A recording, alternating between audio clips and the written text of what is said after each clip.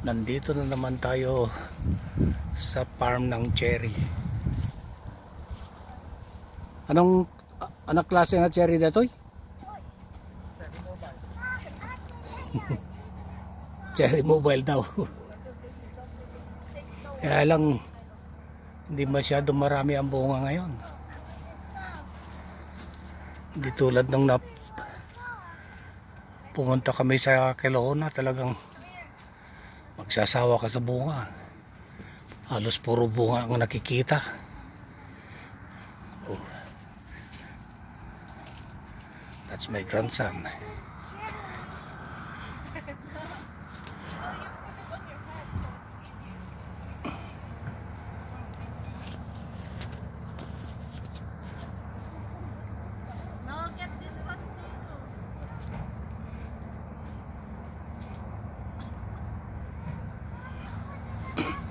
Nasa palibot kami ng kabundukan dahil bundok dyan.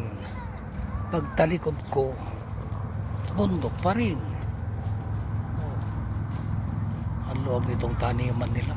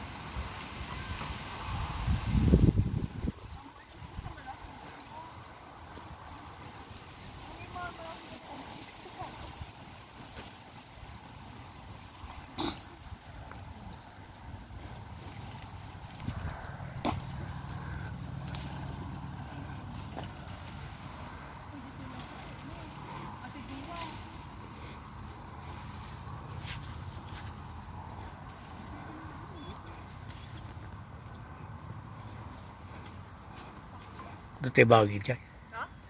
Doon dyan lugan tayo bagik. Na? Ampay.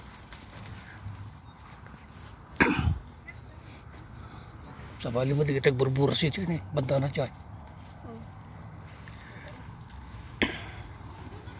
Dahil so naman noon natin talaga pa nagbuburas. July. Oh.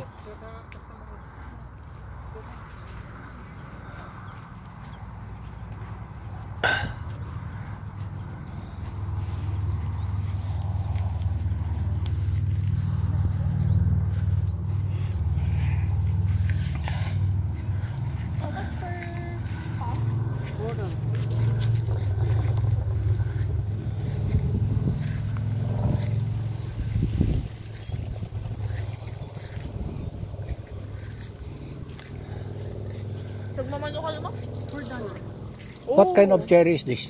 Yeah. What kind of cherry? The Lepan. The Lepa. China. Oh yeah. Maybe this is.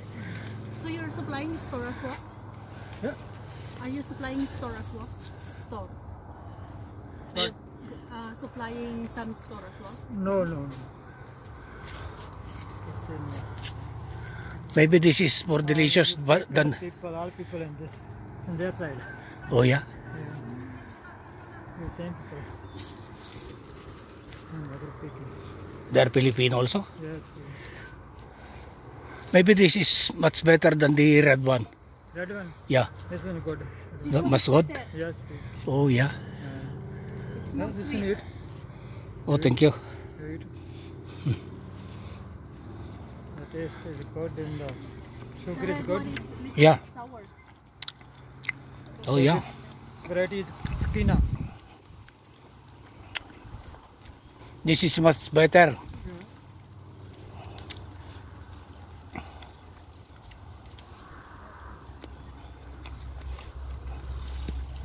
The fresh cherry. The store. This store is a long time, like 15 days, 20 days in the cooling and the other store. I have no fresh picking.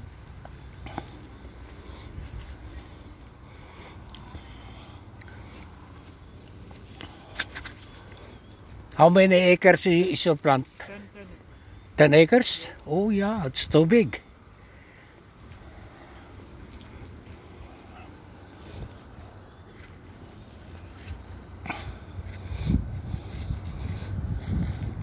Alam niyo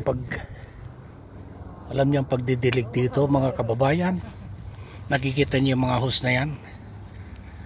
May hose na naitim na yan. Yan ang mga patubig yan.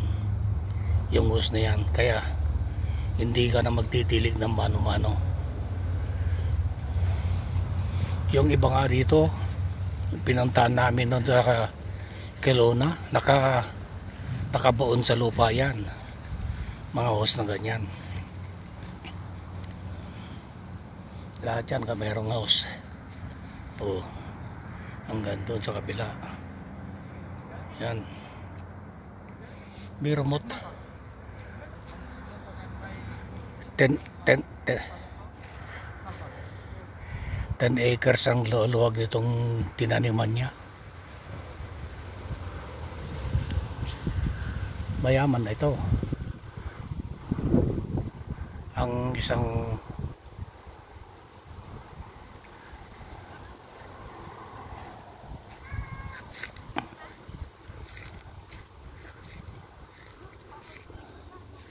how much per kilo? Per kilo or pounds? For pounds. Pounds?